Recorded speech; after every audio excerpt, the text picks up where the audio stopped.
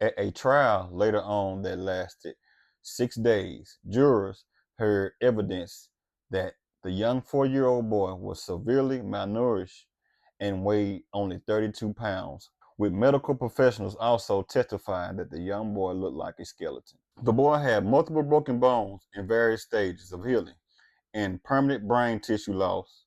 The young girl also had allegedly been beaten, according to the trial witnesses, and had severe blunt force trauma injuries, including broken ribs, severe intestinal injuries, and as well bed sores. Both the 3 and the 4-year-old had broken pelvises that the district attorney's office said was an injury that is typically seen only in children who are in car crashes. On top of all these horrific details, the children also had ligature marks on their hands, wrists, ankles, and feet that left permanent scars. Doctors who examined the children had concluded that their injuries were classified as child torture. What's up, everybody? How's everybody doing today? Hope your day is going pretty good. My day is going pretty good. Got a story for y'all today coming out of Houston, Texas. Shout out to everybody in Houston, Texas, and also shout out to everybody in the great state of Texas. Look at this picture here. This is 45-year-old Victor Prado. Now, what he did to these children was very disgusting, and it was very sick and very evil. Let's get into the story real quick. Victor Prado dated a woman. She had 2 children, a 3-year-old girl and a 4-year-old boy.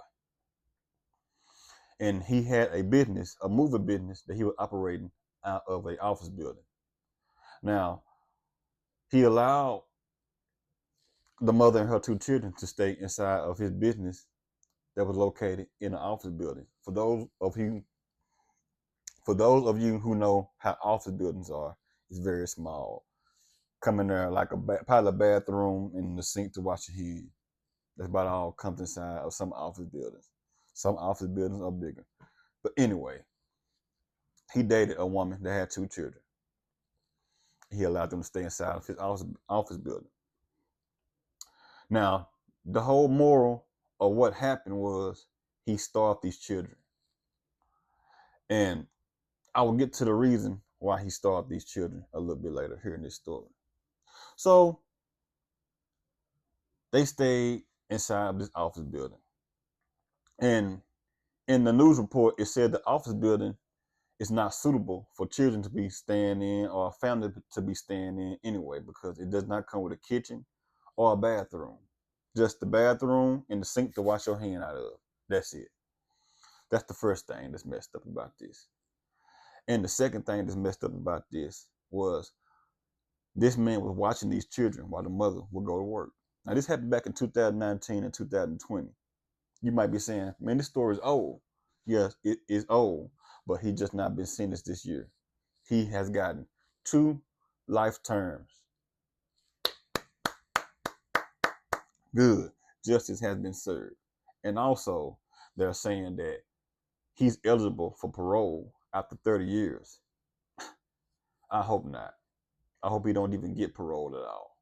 He needs to stay in there and never see the light of day ever again. So he starved these children out. So there was a witness that witnessed this stuff. They didn't witness it actually going on, but they knew something was going on. So a witness nearby that maybe had an office building around that area or had a business somewhere around that area. So they began to see something kind of suspicious going on. And the witness said that the mother and Prado will leave and leave the children inside of the building by themselves. Now, the witness said they began to hear sometime screaming. Not them actually screaming at the children, but the children screaming from the pain and everything that they was going through because they were left inside of this office building by themselves. And the witness also seen the children. Now, the child was between 30 to 32 pounds. That's what they said, the children, they weighed very light. This malnourished, this no type of skin, the skin and bone. Kid looked like a skeleton. And they said also in the affidavit that the little boy looked like a skeleton. I guarantee both of them look like a skeleton because he would treat both of them the same way. the boy and the girl. So the witness, reported it in. Good. Good that there was a witness close by to report this in, because these children was on their way to losing their life. And so the CPS took the children away from the mother. And another question mark that goes over my head is, why isn't the mother charged with anything? I was not able to find too much information about the mother to know if she was charged at all or not. Don't even know. But I will keep researching it and trying to figure it out, trying to find it. If anybody have any information about this story, just leave a comment and let me know. And I'll get the email to you to send it to me so I can go over the rest of the story. But I'm wondering, why in the world is the mother not charged at all with this? Because she allowed this to happen. She allowed him to watch her children while she went to work.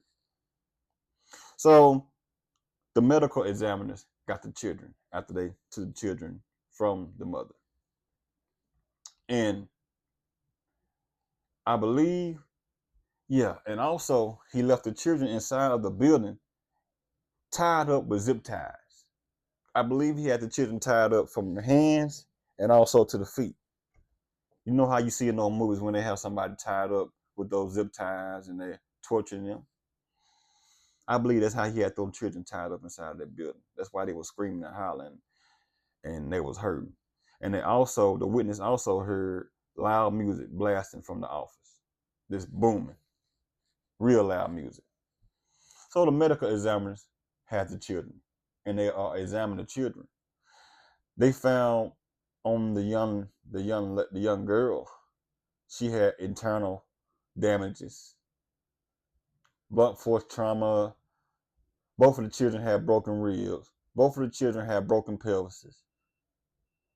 And also there were head injuries, like tissue, like being beaten. So they let you know he beat them children also, because they had broken ribs and they had injuries to the head. And he tied them up with zip ties and had them sitting there in the middle of the floor. And the witness asked him, why isn't he feeding those children? And the man said to the witness, the reason why he did not feed the children was because he did not want them to poop. Didn't want the children to go to the restroom at all. That's the reason he wasn't feeding the children. So the medical examiner found all these different things going on with the child. The child is starved out. The witness said the child looked like skin and bone. Looked like a skeleton, is what they actually said inside of the affidavit. Sad, ain't it?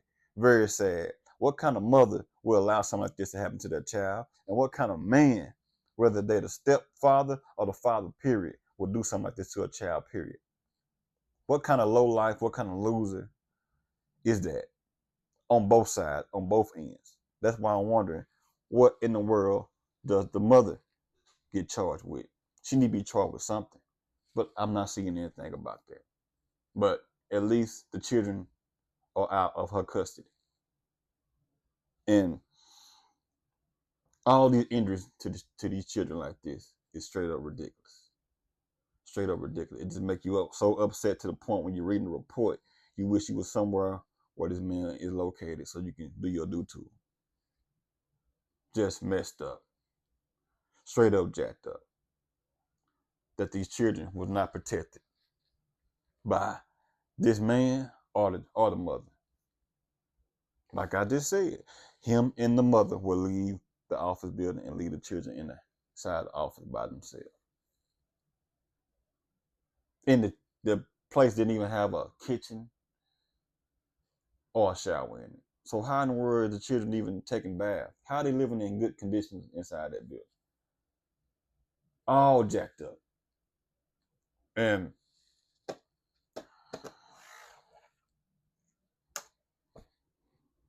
if you see something, say something. Many times I have said that in so many different stories. You see something, say something.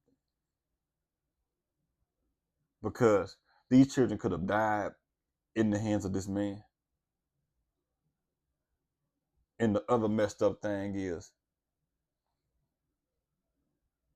this: the medical examiner said they only see injuries like this when they see a child in a car crash. That's the only time they see injuries like this, is when a child is in a car crash.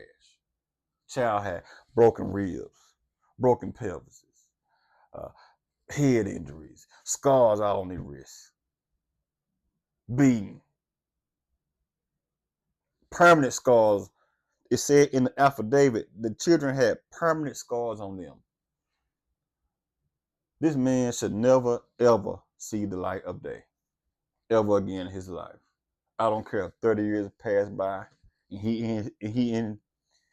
is in his 70s or whatever. This guy should never ever get out. No second chances. None. Zip. Not or nothing. But if you see something, say something, like I just said. I have said many times. If you don't want your children, drop them off at a safe haven somewhere. Drop them off at the hospital, fire station, CPS. See if a relative wants. Because there's a lot of children out there right now that are being tortured.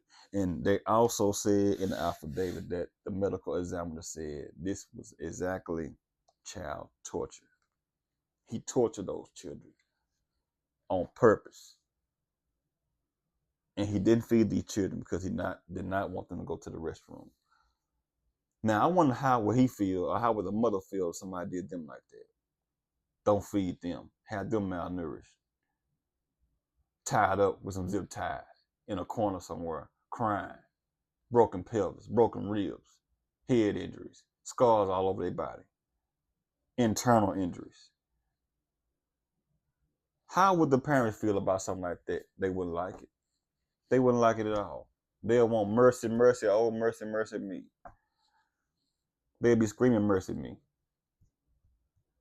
But justice has been served, and the mother is also an abuser. She needs to be tried also. She needs to be in that trial also. This is sad. This is sick.